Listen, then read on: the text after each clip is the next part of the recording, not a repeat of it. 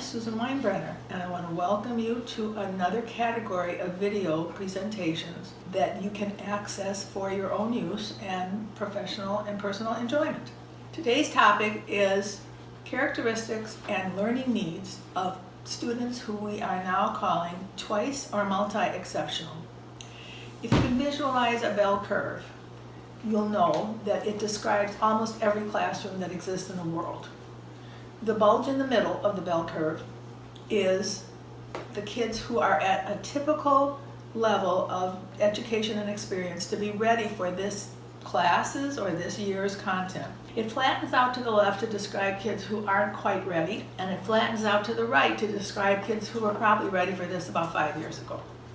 So the kids at the bottom of the bell curve are kids who do not yet have the prerequisite skills to be successful with this year's content or this class's content. And the kids who are on the right side are kids who are exceptionally capable in one or more areas of learning, whom we have called gifted or advanced. Now, the cartoon that has been infamous or famous for decades from the far side of this kid pushing with all his might to get into the school for the gifted is the best representation of what twice exceptional means that I've ever seen. Here you've got a kid who has been qualified and eligible to attend a special school for gifted students. And he is in his own la-la land, so for much of the time, that he's using all this energy to push on a door that's clearly marked pull. We have had many labels for these kids over the years. The one I used to hear in the beginning of my experience with gifted was absent-minded professor. So they've got all the content, but they have none of the common sense or life's necessary rules information. We have now, in gifted education, developed a field that is dedicated to these kids. And I have combined the content from both of my books, Teaching Gifted Kids in Today's Classroom and Teaching Kids with Learning Difficulties in Today's Classroom, with the help of my two co-authors, DINA BRULLES and Lisa Kiss, and we have developed a book bundle for these materials where our publisher, Free Spirit Publishing, has agreed to make these books available to you if you buy them both at the same time at a 30% discount, and you get access to professional development script that you can use for a professional development experience in either school or another setting, for understanding who these kids are and then optimizing their learning potential. So kids with dual exceptionalities defy easy identification and description. In some areas of learning, they're off the wall excelling. And in other areas of learning, they're under the wall struggling. For example, some kids who are math geniuses don't seem to be able to write a coherent sentence. Or some kids who are really good writers fall apart when it comes time for math. So teachers over the years and administrators have kind of categorized those kids as pretty capable in some things, but not truly gifted, as though there is any formula that is reliable for expecting that a kid who does have gifted or advanced abilities would have equal amounts of that advanced ability in all areas of learning. That's simply not realistic.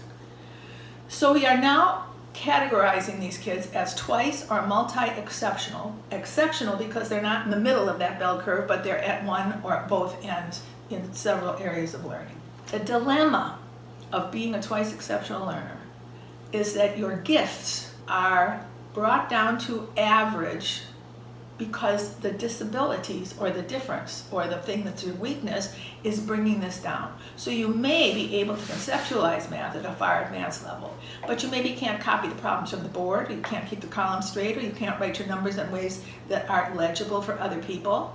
And so your performance actually looks pretty average, even though conceptually it may be clear that you are advanced. And your weaknesses are brought up more to the middle because of the influence on those areas of your strengths. So in school, these kids present as pretty average. And when their parents start to tell the teachers that they're very talented or gifted or advanced in some area, the teacher looks totally perplexed and says, I don't see any evidence of that here. And now we're in a power struggle. So what we have learned to do is honor and appreciate the fact that these two areas are indeed separate, and they are both areas that have to be attended to and accommodated. Many schools have kept these kids out of gifted education programs because of their weaknesses. And many schools also do not allow these kids to participate in advanced learning groups in their areas of strength because their weaknesses are so apparent. We want to be sure that the one thing that you take away from this video lesson is, under no circumstances is it okay to take learning time away from these students in their areas of strength in order to increase the amount of time they can spend shoring up their areas of weakness. So just think of yourself as an adult and something that you are really, really good at, and you'd love to spend a lot of time with that, but the world is making you spend equal time, in my case, in the area of drawing or housekeeping, because if they spend more time on it with me, I might get to be too average. Of course, I'm going to choose to spend time in the areas that are my strengths and that give me great satisfaction when I learn more about them. We believe they should be included in gifted education programs, especially if it's in the cluster grouping format, which is the topic of another set of these videos on this site.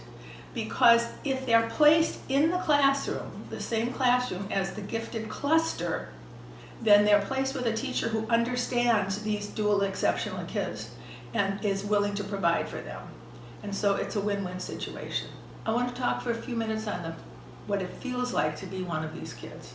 And I will tell you that the best source of information I can refer you to is a book that I read 25 years ago, which helped me finally crawl into the mind of a student with this condition and understand that exhorting this kid to try harder or concentrate more or apply herself better are not the secrets to turning this kid's performance around. There is great confusion when a child is twice exceptional. There's confusion within the mind of the student. There's great confusion, misunderstanding, and frustration in the minds of family members, especially the parents. Why is it that this math is so easy for you and yet you can't do this, that, or the other thing? And the kid says, I don't know. I'm trying as hard as I can. They don't understand why they're so unlike other students and whether or not that represents something that is truly wrong with them. I was presenting once in a suburb of Chicago while I was working in Illinois, and it was a full day in service, and one teacher whom I had seen pacing outside of the room for several hours during the different presentations came into this space when it ended and approached me. I had been teaching some classes there for other teachers, and he had been watching but never coming in. And it was about these multi-exceptionalities, and he said, you know something? Today is the first time in my life I understand what I am. He said it's cost me 3 marriages, numerous jobs, and terrible despair and low self-esteem. But now I see there's nothing wrong with me.